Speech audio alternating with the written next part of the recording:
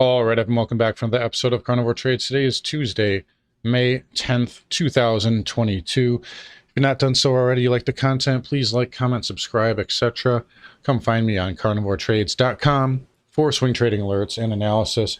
Anyways, here with the markets. So, do we have a turnaround Tuesday on our hands? It's possible. We still got about a half hour left in the trading day here. Markets are fighting with this kind of 400 area. We saw some short covering here over the last 2 hours. Markets gapped up here and then faded early, and now they're coming off the lows. You kind of had a failed kind of bearish pattern here in the markets.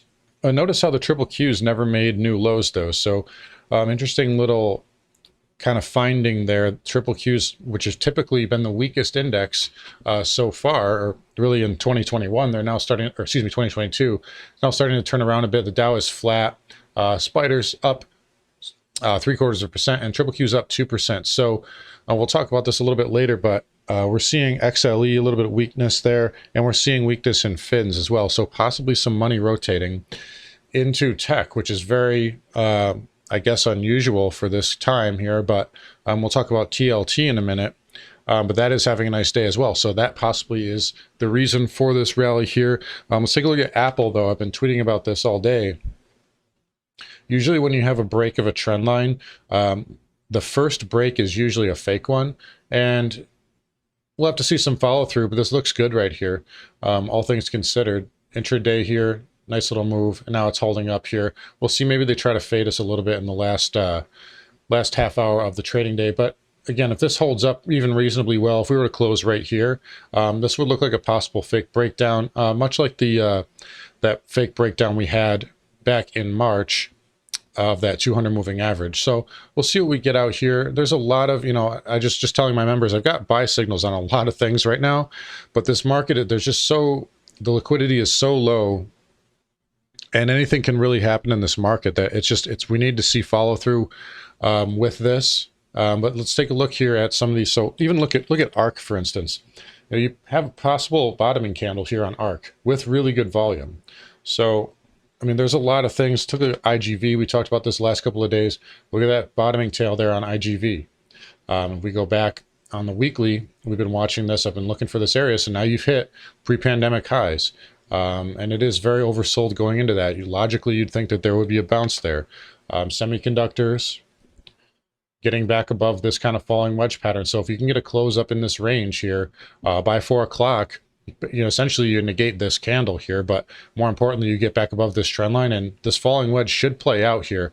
And essentially my thesis right now is, we kind of put in a short-term bottom here, and, bonds essentially bottom out, and we go to a more of a traditional risk off over the next couple of weeks after the market has had kind of a relief rally. So, but we'll see what we get out here. I mean, this market's very turbulent. It's very hard to predict what's going on, but we are coming into major levels. Again, I told you guys, triple Qs didn't take out the low from yesterday. So very interesting to me. And you do have a potential bottoming tail there. We got into this buy zone on the weekly. And I mean, oversold going into that, that's going to make it major support. So a lot of things out here. Let's take a look at the Russell 2000. Coming way off the lows, fading a little bit. It looks like they're dripping everything down a little bit here into the 330 time frame, but it's basically flat on the day. But today, more importantly to me, you pierced through that. We got to go back a little even farther here. You got to go back all the way to those 2018 highs. We pierced through that and the 200-week moving average. So now Russell coming into a major level, and again, it is very oversold going into that. So, again, logic dictates we'd probably get some type of a bounce here. Moving forward, and especially going into OPEX week, you guys know I've been harping about that. So again, we'll see what we get. Nothing would surprise me at this point. Maybe they fade it down a little bit here into the close, and we do have the CPI tomorrow, so that's going to be kind of a crapshoot. I think a lot of this move in the last couple hours was short covering ahead of the CPI. So we'll see what we get out here. Let's look at yields. Let's actually look at TLT first. So TLT coming off the lows up 1.18% currently. So we had, almost an engulfing reversal yesterday, and now a nice follow through day today. This could be, again, I'm not saying this happens, but a little bit of a theory perhaps. If we get a colder than expected CPI number, the narrative tomorrow is going to be that inflation has peaked, and this market probably will rally off of that. So just be aware of that. You know, I just look at these little things. Why is TLT up today? Why is it up so much? Why are yields down so much? Maybe it's just profit taking ahead of CPI. It's very possible. But these are the things that I generally try to think about throughout the day here. And then, so basically the level we're going to look at on TNX is this low right here. So a weekly close below 2907 on TNX would likely put you in corrective mode, and you're going to head down to that 2.4 area pretty quickly, I would think. And obviously the CPI could be a catalyst for that. So we'll continue to watch that tomorrow, and that's obviously a point of interest. Maybe we pop on that and they fade us again. I mean, it would not surprise me if we did that tomorrow, all things considered. And then, of course, any close below this 20 moving average would be really the first since you have to go back to March there. So TNX here, very extended. Again, going into OPEX week, going into CPI number. We'll see what we get. It's been resilient so far. But anyways, obviously a big thing tomorrow. Anyways, HYG here. So it's holding that 77 level for now. So a nice pop off the lows. And it's, you know, did get above yesterday's high. So you did make a new high. Maybe you can get up to 78 again. This will help out the market if it can get a relief rally here. Obviously high yield debt. You know, but again, we need to see follow through here. And that really just goes for everything. Look, we're dipping down right now. So maybe they just pin us sideways here into the close. We'll see what we get. VIX is getting a little bit of a bid. But again, we need to see follow through on all of these things here. So let's look at home builders. So XHB, ITB did make, well, XHB did make new lows. ITB did not. But a little bit of a weird day, all things considered. Let's take a look at the intraday. So it gapped up, just like everything else, now rallying a little bit, but still very close to the lows here. So definitely weakness in the home builders. Let's look at VNQ. I actually did some numbers before I did the video here, and it did hit a good measured move around 93 today. So maybe you can get a little bit of a lift. It's got good volume there on this sell-off candle. So, you know, again, it is very oversold here short term, but it did hit a measured move here today at 93. So we'll see if we can get a bid tomorrow. Maybe the CPI fixes everything. Who really knows at this point? XLF here. So fins on the weaker side, getting below this tail candle low, still kind of flirting with this trend line, still grinding up on that. And again, we're seeing the same thing here in energy, and we'll talk about that in a second, but it looks like possibly a little bit of rotation from fins and energy into tech. So if that does happen and we get a cold CPI print tomorrow, we'll know why. You know, somebody will have basically is tipping their hand right now and saying that they already know that that's going to happen. So I'm very interested to see what that print is tomorrow and see how the market reacts. But as far as broker dealers are concerned, did a measured move on this as well, and that did satisfy today. So that is, you know, we'll see if that can get a bid. I know we were talking about that 400 level. And it pierced through that, but again, you still got this little chop area here. And again, I did a measured move on this, and that did fill today. So again, we'll see if we can get a bid. We'll see what we, you know, it's really going to depend on the CPI tomorrow. And you do have a little bit of a spinning top candle on the daily, so a lot of the time that can signal a reversal's coming. But we'll see what we get tomorrow. Crude here, continuing to flirt with this trend line. Again, really just kind of a grindy kind of price action here, but you still have those lower highs, and I got to give it the downside bias into pretty much 85. If you go down and test this area again, I don't think it's going to hold. You know, yeah, you got that 100 moving average there, but you're basically parallel to that, and you've already hit this area too many times in my book. So we'll see what we get on crude energy here. So XLE, it's all about pattern now. So you had that big sell-off yesterday, and if we do get some type of rotation here, if bonds start bidding, and this starts to go sideways, that could look to want to go down to test that 70 handle again. So we'll see if we get some more downside there in XLE.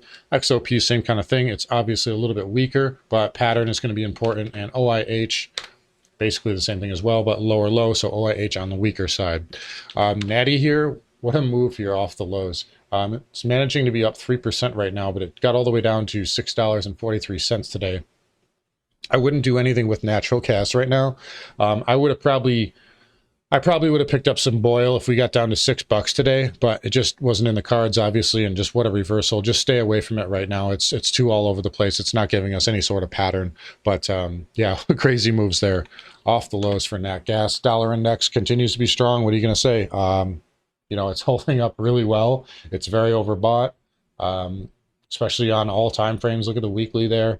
Very overbought. Monthly, it's starting to get overbought as well. But nothing to say it can't move a little bit higher here. So Again, we'll see what we get with the CPI print. That's going to move a lot of things, but dollar is a strong name right now. Gold is into the 200 moving average, and we talked about this level here on the weekly. So you got that 150 moving average right in that area. So gold probably does get a bid here. I wouldn't be surprised.